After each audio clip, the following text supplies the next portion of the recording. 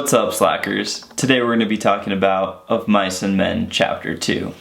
This chapter starts off setting the scene inside of a bunkhouse. A bunkhouse is a place where a bunch of guys lived who worked on ranches. In this particular bunkhouse, there's 8 beds and 3 of the beds are empty. This old man brings George and Lennie into the bunkhouse. Later in the chapter, you find out this guy's name is Candy. Now Candy, the old man, he's described as being tall and skinny, and he's also missing an arm. Candy, the old man, also has an old dog who smells bad and is blind. When George and Lennie walk into the room and look into the empty beds, in one of the cabinets over the empty beds, there's a can that says kills lice and other scourges. George questions why this can's in there, and the old man says that the last guy who was a blacksmith happened to be a clean freak. Candy, the old man, tells George and Lennie that the boss was mad that they weren't there that morning for breakfast. George asks the old man what the boss is like. The old man says the boss is pretty nice, and that last Christmas he gave all the workers a gallon of whiskey to drink. Next, the boss comes into the room. He's described as being short, stocky, a little man. He's dressed like a cowboy, and you can tell by his clothes that he doesn't work on the ranch. The boss asks George and Lennie why they were late. George says that the bus driver dropped them off too early and that they had to walk there. The boss then asks for their names and where they worked before. George answers all the questions. Every time the boss isn't looking, George looks over at Lennie and makes sure that Lennie remembers not to say anything. As George is answering the boss's questions, the boss asks why he won't let Lennie answer anything. George says that Lennie is dumb, but that he works like an ox. At this point, Lennie chuckles to himself and repeats that he works like an ox. George looks over at Lennie and gives him a stern look, like a parent scolding their child. The boss questions if George is taking Lennie's pay. George defends himself and says he doesn't take Lennie's pay, but that they're cousins and that he promised to take care of Lennie, and that Lennie got kicked in the head by a horse when he was a child. The boss says that he's going to keep an eye on George and that he's seen wise guys before. The boss asks why they left their last ranch. George lies and says that the job was just finished, and says that they were just digging cesspools. The boss stops interrogating George and says that they will be working with Slim.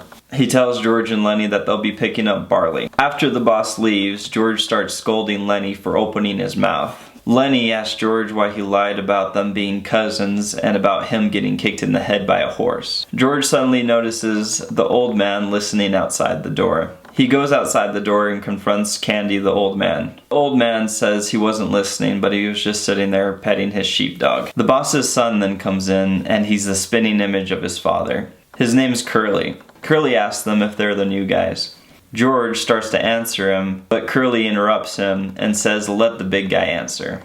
George, out of desperation, keeps talking to try to get them out of it. This just infuriates Curley, and he demands that Lennie answer him. Lennie finally answers a few simple questions. Curley tells Lennie that he will speak when spoken to. Curley leaves, and George asks the old man why Curley has a chip on his shoulder. Basically, the old man says that he has short man syndrome, and that he wants to pick a fight with every tall person out there. He also says it's in part because he's the boss's son, and part of it is because Curley just got married, and his wife keeps flirting with all the other ranch workers. George warns the old man that if Curley picks a fight with Lennie, things are going to go bad.